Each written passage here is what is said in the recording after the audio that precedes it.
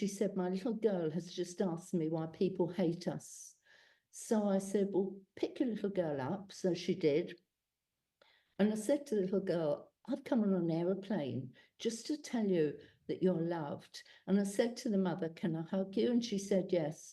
And I put my arms around the mother, and the little girl was in her arms. And that mother just hugged and hugged and hugged me. And I looked at the little girl and I said, remember that hug. Whenever you walk down the street, remember that hug. You are loved. And Jake, we're hearing stories after stories of stories. 100% of the people that we have told, we're here to let you know you're not alone. Their hearts immediately open.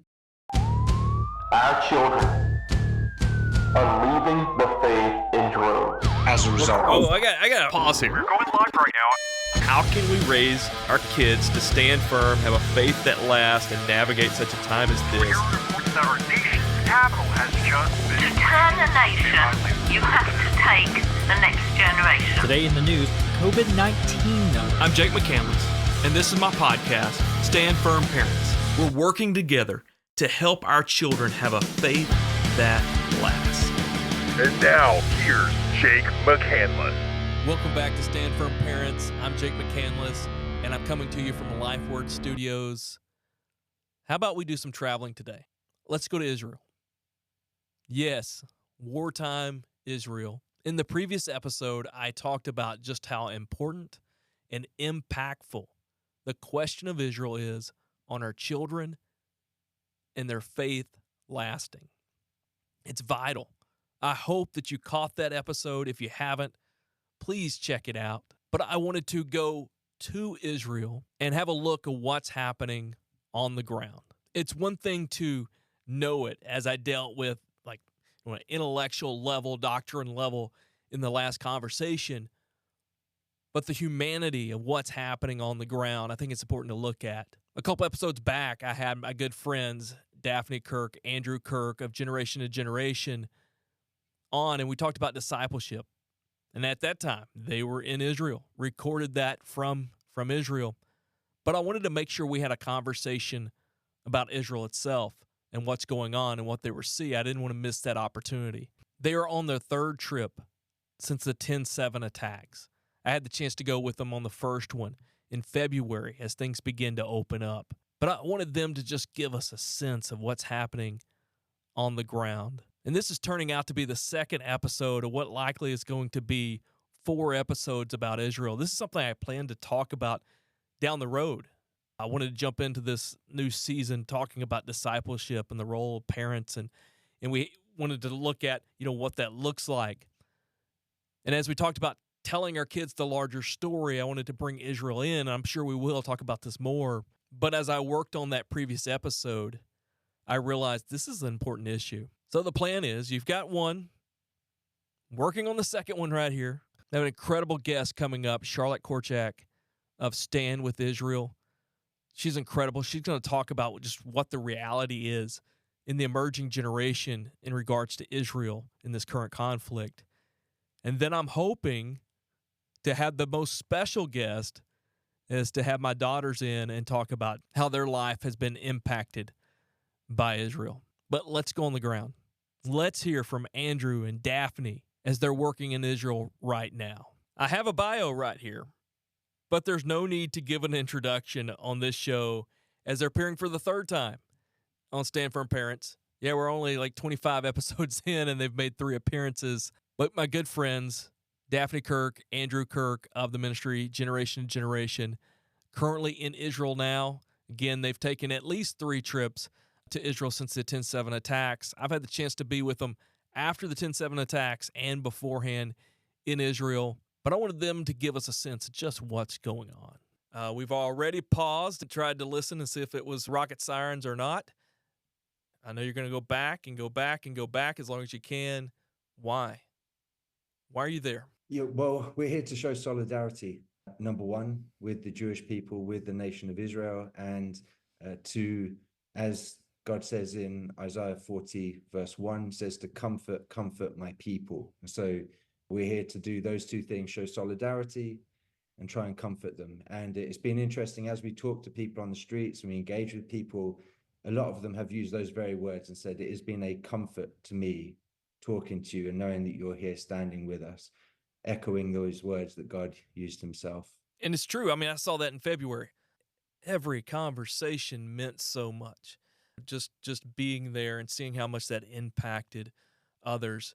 Now, trips to Israel, as we've already said, it's nothing new for you guys, nor is the conflict in Gaza. Can you give us some of the history of your work in Israel, especially that regarding Gaza? Yeah, we've been bringing groups out here for almost 15 years now, every year, but sometimes we're here 2 or 3 times a year. And a lot of it has been really doing those biblical sites, seeing where Jesus was, the locations that are important biblically. But we, for a number of years, have really sprinkled in current event issues because not enough churches deal with Israel biblically. It's an issue which I guess has become too controversial and people don't address it. But there are some, but next to no churches deal with current event issues and equip believers to answer current event issues, even semi-intelligently. And so we address certain issues in our tours. For example, we have someone called Colonel Danny Terza, who is the chief architect of the security barrier. And we have him talk to the group about the security barrier, about the checkpoints, so people get an understanding and can talk about those things intelligently with others when it comes up in conversations. And so that's kind of some of the history in a very brief nutshell. And we also focus on the future, Yeah. especially with the emerging generation, that they would see in front of him where he would return. But apart from that, we do other things out here. So we've done speaking. We come out to encourage local believers. We have great relationships with many of the Orthodox communities, so spending time with them one-on-one is important to us. And my daughter, Daniela, who of course you know, she's done trauma training out here for the average person. So we will serve wherever we can. But as Andrew said, at the end of the day, we're here because we are mandated by God, all of us, to be with his people in such a time as this. You said it, but again, how long have you been going there?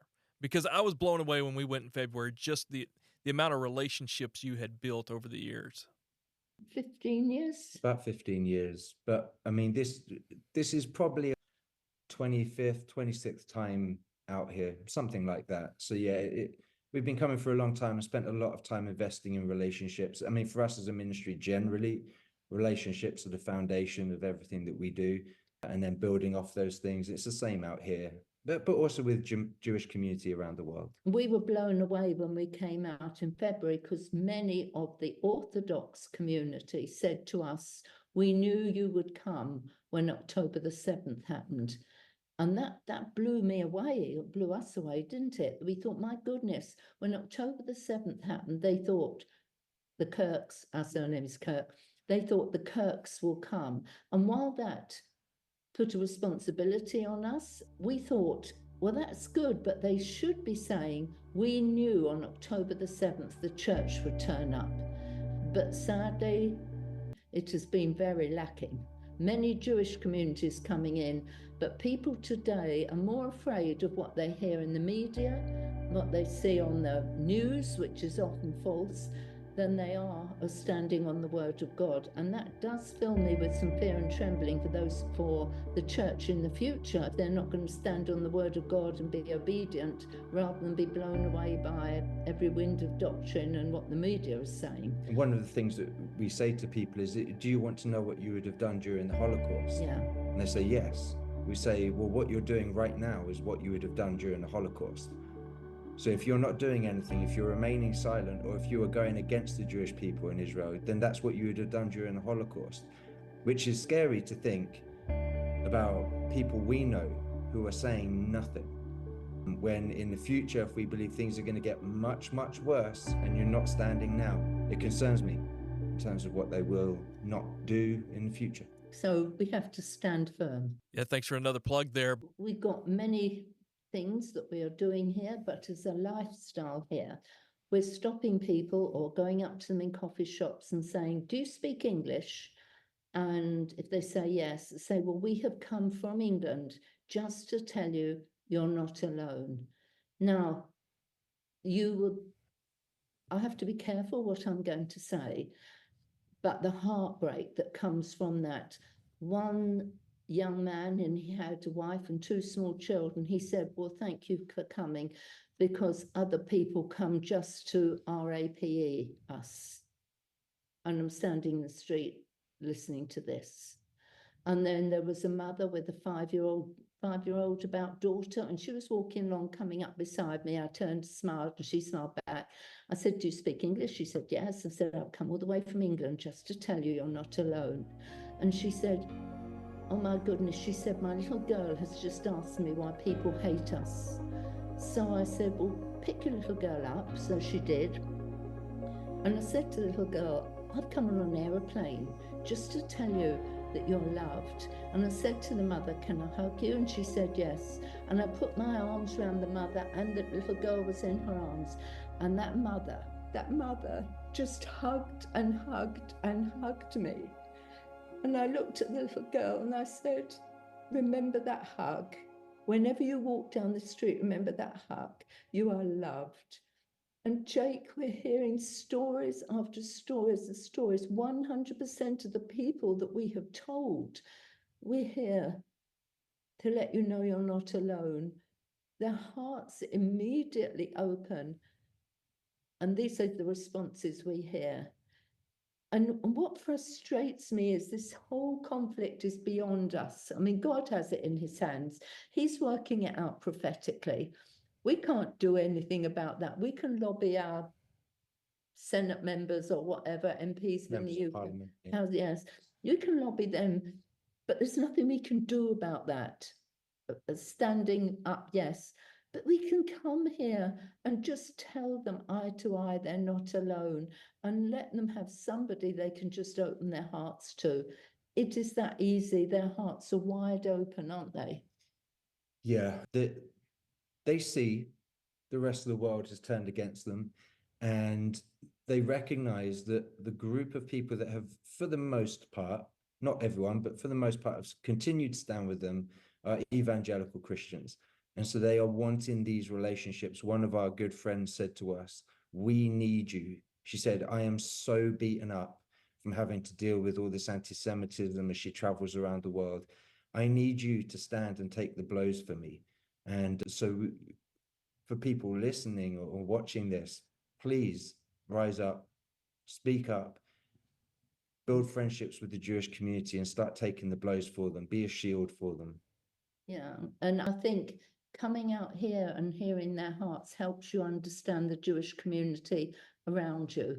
I look at them differently. I mean, I've supported Israel like you, Jake. Well, I've supported, no, not like you, Jake, I'm older than you, but supported Israel. I've grown up with a heart for Israel, so has Andrew. So it's nothing new, and I thought I got it. But when I came out here and I saw, and you know, there's Yad Vashem, the Holocaust Museum, but I don't know that we're going to be taking our teams there at the minute, because they need to go and see where October the 7th happened. That is the Yad Vashem of the moment, to go and see what happened. And all I can say is it has left me heartbroken. It has left me being able to, I hope, step into the fellowship of the suffering of Jesus in this. And I have to admit, it's left me desperate when people have so many reasons why they can't come, when there's 1,000 reasons too. We've had people selling things to come out here. You can raise money in 3 weeks, do a GoFundMe or something and raise the money. But please, please, please come with us out to this place. You really can't understand how, like you've said, the world is against, or at least Jews feel like the world are against them. And that's there in Israel especially, but I mean around the world. And I don't think we understand that, but that's no doubt the feeling that would have happened in the Holocaust. And I think maybe if you're watching and listening, it's like, well, you know, what is a hug? What is just telling somebody that you're there for them? We just had a tornado come through my area, and people have lost everything.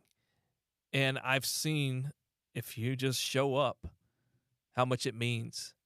And I mean, that's the same thing that's happening around the world, especially, with Israel, with what's going on. Yeah, if you think, like, if you're at home and you're thirsty and you can go to a tap and turn it on and drink as much as you like, it's like, I don't really have a need for the water. I've got as much as I want of an abundance of it. But when you're in a desert, one drop of water is the world to you. Or tornado. Or a tornado. And so for the Jewish people, it feels like they're in a desert, just a desolate place, abandoned. And so those few words are like a drop of water for someone living in a desert. It means everything. So can I give some ideas, Jake, of what to do? First of all, come here. But where you live, can I give some ideas of what to do to reach the community? Yes, please do. Find synagogues in your area and message or post a letter, post a card of encouragement to them. If you're a church leader, get every member of your congregation, children, adults, whatever, all in separate envelopes, give them some guidelines of scriptures to use and guidelines of what to say, and flood the synagogues with encouragement cards. There's one. Google and find out which coffee shops in your area sell kosher. Forget Starbucks, go and sit in those coffee shops and work or use that place, and you will see Jewish people come in and do what we did. Just go up to them, but please don't start preaching at them. It's not what they need at the minute. Please, please, please. It will hurt them terribly because they've got that history with us. But just go up to them and say, excuse me, I just want to tell you that you're not alone. That's all it needs. Just go to them. If there's universities or anything near you, find the Jewish Union, reach out to them, tell them again they're not alone, and to message you if you can help in any way. So there's many ways like that you can do right where you are, and just do it. Just be creative. Be creative, be wise, be cautious, and at the same time be bold. So much more. And I would add, don't listen to the media. Don't listen to the reporting. Start off by disbelieving it and working from there. Do not believe it. Find safe places. Not there. I can't thank you enough for really motivating our family to go, for your example, and I hope many will follow suit with that. Of course, this is airing in September, and so your July trip is already passed, but I know you'll have more coming, and I'll give the website. There'll be a link in the notes where someone can follow, and they can have the opportunity to go, but the need is there. Daphne, Andrew, thank you so much for what you're doing, and thank you so much for sharing with us. Thank you, Jake. Thank you, We Jake. appreciate you. Thank you for your encouragement. Thank you. I hate putting a time limit on any interview, especially this one coming from Israel, hearing what's going on the ground. As you can tell, I have a great heart for Israel. I feel it's part of what I'm doing with Stand Firm Parents with Stand Firm. I mean, if you look at our site, our logo is an olive tree connecting back with Israel. Our colors are meant to match the Sea of Galilee and the olive tree and the olive branch because it's something very dear to my heart, and I hope it becomes something that's very dear to your heart. Unfortunately, you missed the latest trip to go with the Kirks, but there will be more coming, and that's something, if you follow Stand Firm Ministries, we'll keep you informed about opportunities to go and show solidarity and show support and see some of these biblical sites. Planning as well next summer to be partnering with them and inviting you to go with us and go to Israel to show, again, solidarity and support. Again, I can't thank Daphne and Andrew enough for their work and for taking the time to hop on with us. You can learn more about them at g2gmandate.org. Again, it's generation to generation at g2gmandate.org. Also, check out their video series on Israel and Gaza called The Quest for Truth. You can find that on their website under Quest for Truth. Just an incredible, way ahead of its time as it dealt with the conflict that we saw unfold on 10/7 and continuing between Gaza the West Bank in Israel. Parents, we've got to give our children the larger story. They're in it. The news is telling them. Peers are telling them. Let's make sure we're giving them a biblical foundation, telling them the whole story. And part of that is a biblical foundation for Israel. You've been listening to Stand Firm Parents. Stand Firm Parents is a production of Stand Firm Ministries in partnership with LifeWord Studios, recorded in LifeWord Studios, created by Jake McCandless and Brandon Harrington of Dime Collective. Again, thank you for listening, and be sure to subscribe, share, and most importantly, stand firm.